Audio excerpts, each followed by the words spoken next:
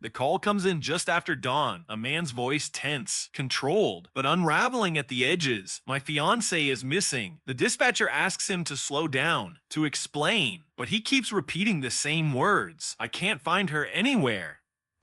Sirens cut through a quiet suburban street in Fairfield, Ohio. Officers step out of their vehicles and approach a modest townhouse. The front yard is still ordinary. Nothing appears wrong from the outside, but inside, everything is wrong. A bedroom door sits slightly ajar. A dog whines softly from behind it. When officers open the door, the animal rushes forward, restless, confused, as if it's been waiting for hours. The bed is untouched, perfectly made, almost staged. On top of the mattress lies a wallet, open, a driver's license visible, and inside it, $300 in cash, completely untouched, completely untouched. There are no signs of a struggle, no forced entry, no obvious violence. And then they notice it. The one thing missing is her phone, not her clothes, not her money, not her life essentials, just the phone. Officers exchange a look. Something about this scene doesn't add up. It feels deliberate, controlled. But why would someone disappear like this? And then the question settles in, heavy and unavoidable. What really happened that night? Caitlin Markham grows up surrounded by quiet stability. She is adopted as a baby by Dave and Sherry, a couple who immediately pour their love into raising her. From an early age, she shows a creative spark. She draws, she paints, she sees the world differently through color, emotion, and detail. Her parents describe her as gentle, kind, the kind of person who listens more than she speaks. Friends say she carries a natural warmth, someone who lifts the mood of a room without trying. But beneath that calm presence is a deep emotional intensity. She forms connections quickly, and one connection in particular will shape the rest of her life. In high school, she meets John Carter. At first, it's just friendship, but something shifts quickly. Their bond becomes immediate, almost magnetic. People around them notice it. The way they talk, the way they look at each other, it feels intense, almost fast, tracked. John's stepsister later says she has never seen two people fall in love so quickly. Over time, their relationship deepens into something serious. 5 years pass, 5 years of shared experiences, shared routines, shared futures. In August 2010, John proposes. He gives her a ring, beautiful, delicate. To Caitlin, it represents everything she has been building toward: love, stability, and a future that finally feels certain. She accepts. At this point, her life is moving forward in a clear direction. She is finishing her studies at the Art Institute of Ohio, Cincinnati. Graduation is just weeks away. Her future is mapped out. A move to Colorado with John. A new chapter. A new life together. Friends and family see a young woman on the edge of everything she has worked for. Excited, hopeful, focused. But that future never arrives, because just as everything in her life seems to align perfectly, something begins to shift beneath the surface. And soon, the person who knows her best may become part of the story no one saw coming. August the 13th, 2011 begins like any other day. Routine, familiar. Nothing unusual on the surface. Caitlin spends time finishing up school, projects, deadlines, the pressure of graduation pressing closer with each passing day. Meanwhile, John works a night shift job as a pizza delivery driver. Their schedules rarely align. Their time together is limited, fragmented. That evening, they spend time with a mutual friend, Brad Von Bargen. It's casual, social, nothing that raises concern. People come and go. Conversations flow. The atmosphere feels normal. But when Brad leaves, the night begins to narrow. John wants to continue the evening. He heads out to meet other friends. Around 11:30 p.m., he is no longer with Caitlin. She stays behind at her townhouse, alone. The last known message she sends is at 11:36 p.m., a simple text. Nothing alarming, nothing urgent. Shortly after, her phone activity goes silent. At this exact point, the timeline becomes fragile. John later tells police that he returns to his mother's house around 1:30 a.m. He says he watches television, he says he goes to bed, and then at 4 a.m. he sends Caitlin a good morning text. No response. Morning arrives. Then afternoon. Still nothing. By the time John wakes up later that day, something feels off. Caitlin hasn't replied. That alone is unusual. But what follows is more unsettling. He drives to her townhouse. Her car is there, parked outside, unmoved. But she is gone. No sign of her inside. No note. No indication of where she could have gone, only silence. And the unanswered question begins to grow. Why would Caitlin leave behind her car, her money, her wallet, and simply vanish into the night? Or did something happen during that narrow window of time between 11:36 p.m. and 1:30 a.m.? A window of time that now becomes the center of everything. And the deeper investigators look into that night, the more unsettling it becomes. Police arrive at Caitlin's townhouse and immediately begin documenting the scene. Every detail matters now. Every object, every absence. The front door shows no signs of forced entry, no broken lock, no shattered glass. It appears that whoever entered or left did so without resistance. Inside, the layout is calm, almost unnervingly so. Caitlin's car is parked outside, exactly where it should be. Nothing suggests she planned to leave. In her bedroom, her wallet rests on the bed. Open, visible. Her driver's license is there. $300 in cash is untouched. No one took it. No one even disturbed it. That detail stands out because in most cases, money disappears first. Then they notice the dog, Murphy, locked inside the bedroom, agitated, restless. The dog has been left alone for hours. It scratches, whines, pacing as if trying to understand why it's trapped. Investigators note the condition immediately. This wasn't a quick absence. Someone left the dog behind intentionally or forgot in a rush. Neither explanation feels comfortable. Then there is the phone, missing.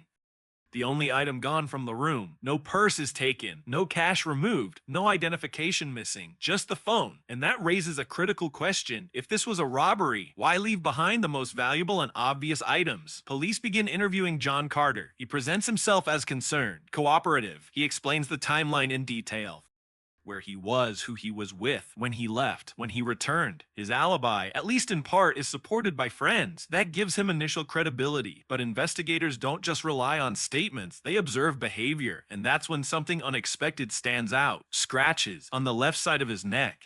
They are small but visible, fresh enough to be noticed. When questioned, John explains them away as shaving injuries. But investigators aren't convinced. The location is wrong, the angle is wrong, the placement doesn't match typical shaving cuts. To experienced investigators, it looks like something else, something more violent. Paul Newton, one of the investigators, studies the marks closely. In his experience, injuries like that often tell a story of resistance, of struggle, of contact. Someone may have tried to defend themselves or fight back. At this stage, there is no direct evidence linking John to a crime. No body, no confession. No witnesses placing him at the scene, but the inconsistencies are stacking, and each one deepens the suspicion. Caitlin's phone remains silent, and investigators begin to ask themselves a question they cannot yet answer. Was this a disappearance, or the first step in a crime that has yet to fully reveal itself? As the investigation unfolds, detectives begin narrowing their focus. With no forced entry and no signs of a random intruder, the list of possibilities shrinks quickly. The attention turns inward, to the people closest to Caitlin, and at the center of that circle is John Carter. On paper, his story holds. His timeline aligns with his friend's accounts. He was seen that night. He interacted with others. He wasn't isolated, but paper doesn't capture everything. Investigators start examining the relationship between John and Caitlin. At first glance, it appears stable. 5 years together, an engagement, plans for the future. But relationships are rarely as simple as they appear from the outside. A witness later comes forward, recalling an argument between the two at a festival the day before Caitlin vanished. According to this account, tension had been building. Subtle, quiet, but present, enough to suggest something may not have been as perfect as it seemed. Still, arguments are common in relationships. Alone, this does not prove anything. But then investigators encounter something else. Two young witnesses, boys who were outside during the early hours of that morning. They claim to have seen John's car near Caitlin's townhouse around 1:30 a.m. and they don't stop there.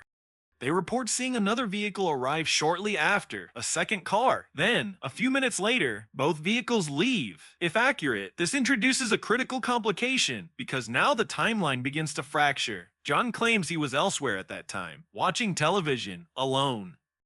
But the boys' account suggests movement, interaction, possibly coordination. Investigators begin to consider a troubling theory. What if John didn't act alone? What if someone else was involved? This shifts the investigation from a simple missing persons case into something more complex and more dangerous. A coordinated effort, a cover, up.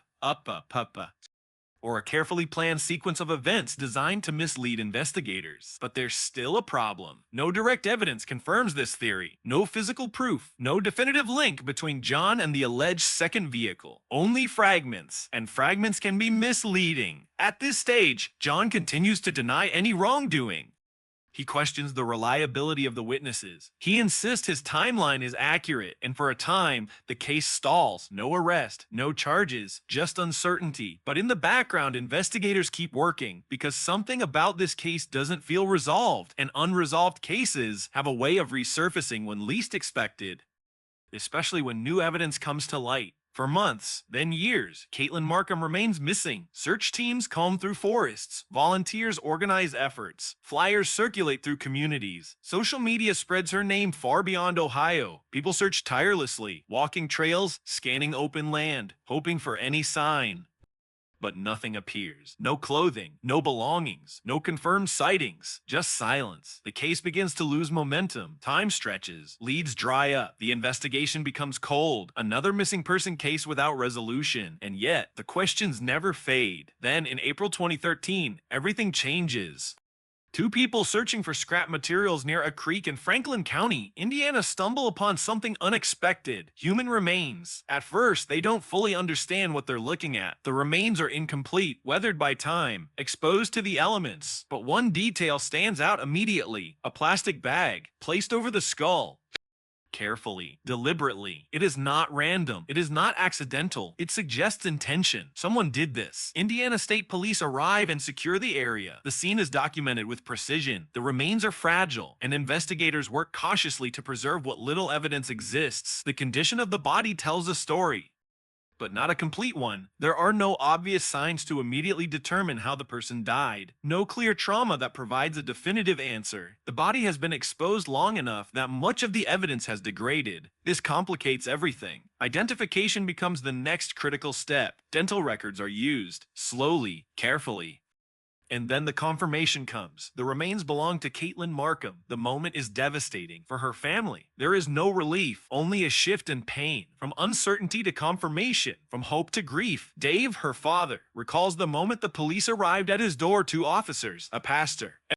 No words were needed. He already knew. His daughter had been found, but she was gone. Her death is ruled a homicide. That much is certain. Someone caused this. Someone was responsible for her death. But the most frustrating truth remains. The medical examiner cannot determine how she died. No definitive cause. No clear mechanism.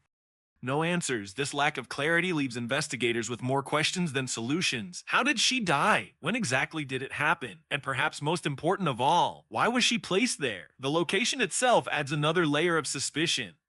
The area where her remains are found is in Franklin County, an area tied to land owned by John's family. That detail does not go unnoticed. Investigators begin to examine possible connections between the location and John Carter. The proximity raises questions about familiarity, access, opportunity. But even with this connection, there is still no direct evidence linking him to the body. No fingerprints, no witnesses, no confession, only circumstantial links, and that is not enough for charges. The case once again begins to stall. Caitlin has been found, but justice remains out of reach. Her story is no longer about disappearance. Her story is It is now about accountability, and somewhere within the gaps of evidence, investigators believe the truth is still hiding, waiting to be uncovered, because someone out there knows what happened, and until that moment comes, the case remains unfinished.